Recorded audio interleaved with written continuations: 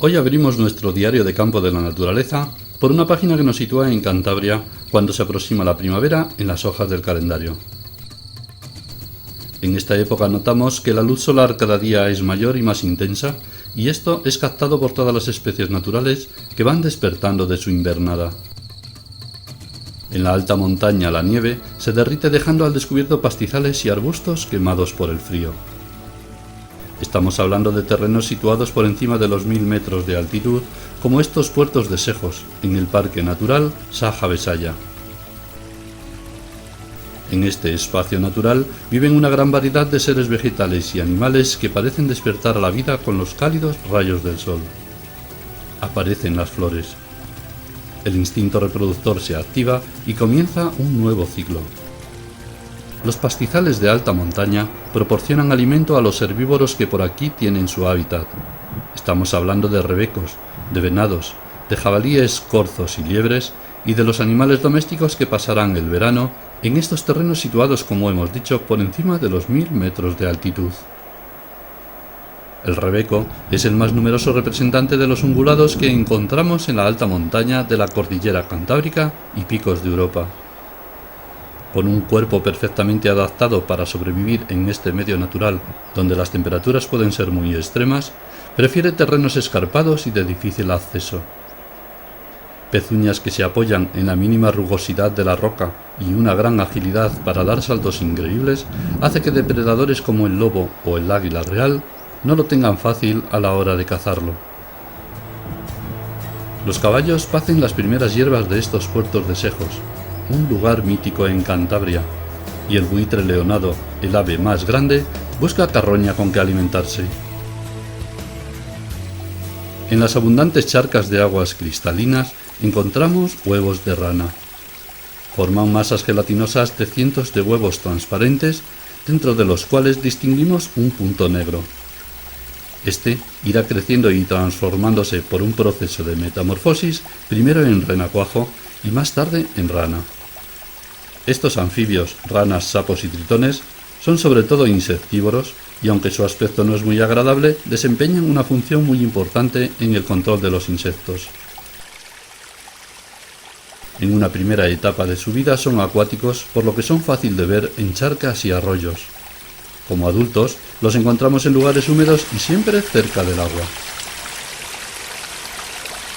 También en las aguas remansadas de charcas y cabeceras de arroyos de montaña habita el tritón alpino, una especie protegida por su escasa población que aún podemos encontrarla en la cordillera cantábrica. Estas nieves se funden y el agua empapa un terreno de mullida vegetación que se comporta como una gran esponja, almacenándola y soltándola poco a poco. Se deslizan hacia el fondo de los valles.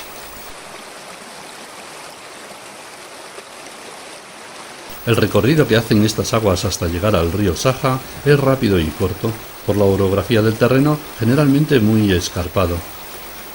En poca distancia pasan de los más de 2000 metros de altitud de cumbres como la Concilla o las de la Sierra del Cordel, donde se funde la nieve, a los menos de 300 metros del valle por donde serpentea.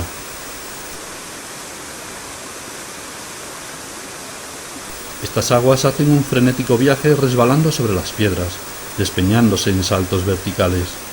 En los pozos se remansa un poco y de nuevo continúa su carrera hacia el río Grande. Cruza pastizales, bosques y crea y favorece la vida allá por donde pasa.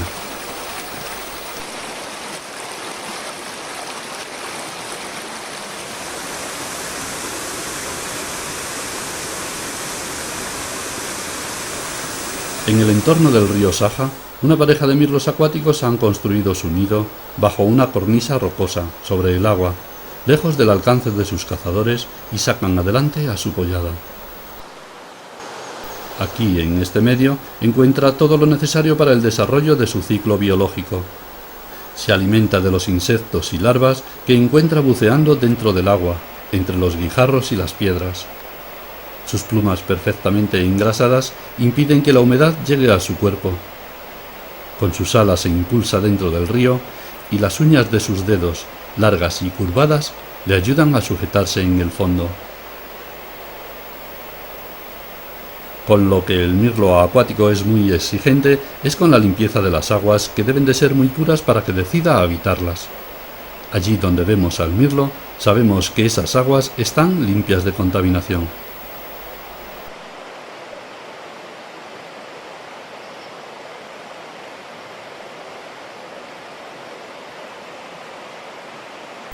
La lavandera cascadeña también caza en el río y cría en sus aledaños.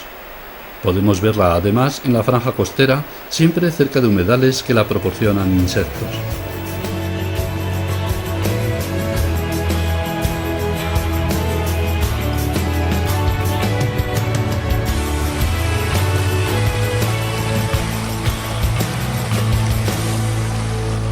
El tiempo de luz solar va en aumento durante la primavera. Esto hace que suba la temperatura del terreno y las plantas, arbustos y árboles crezcan rápidamente. En la vegetación observamos cómo su color se hace más intenso y en los árboles las hojas recién brotadas van cubriendo de verde un paisaje hasta ahora marrón. Esto lo observamos primero en los valles más bajos, donde se concentra el calor, y luego, progresivamente, hacia las tierras más altas.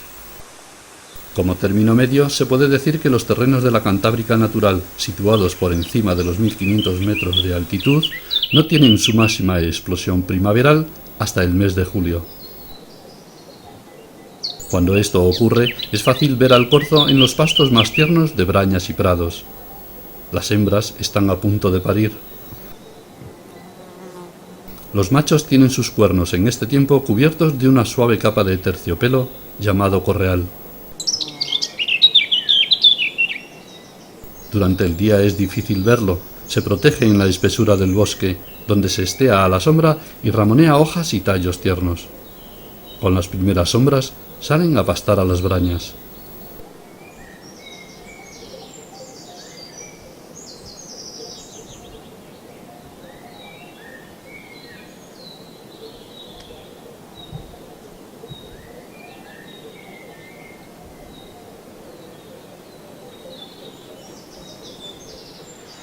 El bosque de ribera cubre las orillas y es en el que primero brotan las hojas. Avellanos, alisos, fresnos, sauces son algunas de las especies que arropan al río. Muchas aves insectívoras están ligadas a este medio natural.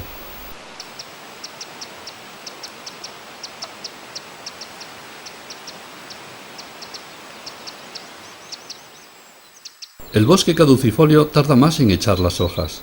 Robles, hayas y abedules se distribuyen sobre todo por empinadas laderas hasta alcanzar los 1600 metros de altitud.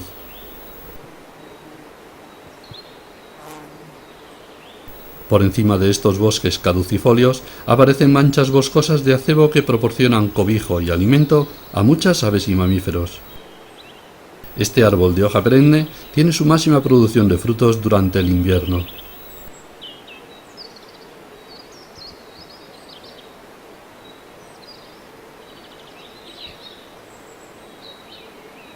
Un roedor frecuente en nuestros bosques, tanto de coníferas como caducifolios, es la ardilla común. Como vemos, se alimenta de los tiernos brotes que le proporcionan estos robles. Es un animal inquieto y asustadizo que en cuanto nota el menor peligro se detiene inmóvil, tratando de pasar inadvertido, y si nota el mínimo peligro, desaparece ágilmente. Este simpático roedor construye su nido en los árboles con ramitas, hojas, musgo y pelo, y en su forma esférica hace dos agujeros, uno como salida de emergencia ante las posibles visitas indeseadas de sus cazadores.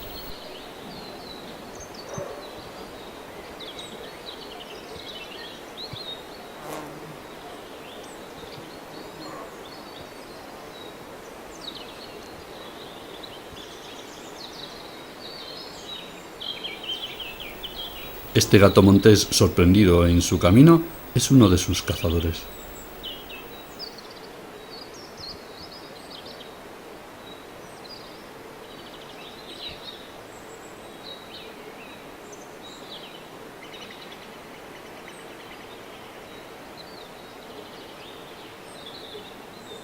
La variedad de especies faunísticas que viven en los bosques cantábricos es extensa, pero difíciles de ver, pues muchas son de costumbres nocturnas, buscando en la oscuridad su protección. Sin embargo, las aves son más fáciles de observar, como este pico picapinos.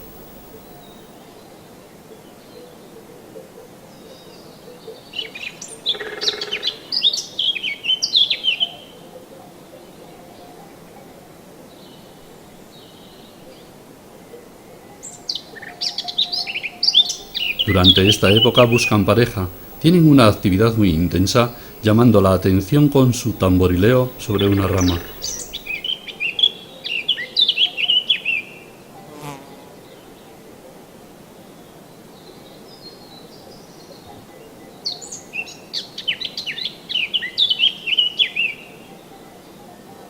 El sonido es uno de los lenguajes de las aves. Con ellos se hacen presentes y delimitan un territorio del que se hacen dueños. Durante los amaneceres primaverales, en los bosques de nuestras montañas, se escucha esto.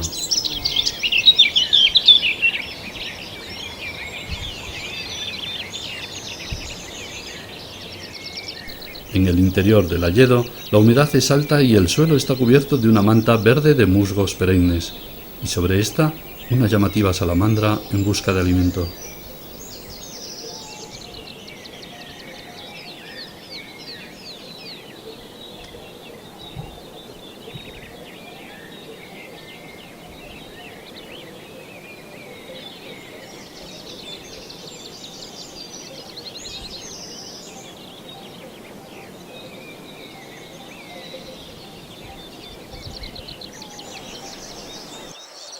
Los llamativos colores de las flores atraen a una gran variedad de insectos que se dan prisa en alimentarse de ellas. Algunas almacenan, como las abejas o las hormigas, mientras que otras, como las mariposas de vida muy corta, hacen la puesta de sus huevos y mueren. Los seres vivos durante la estación climática que llamamos primavera se afanan sobre todo en perpetuar su especie, en ser parte de una rueda llamada ciclo biológico, en ser un eslabón de la cadena de la vida.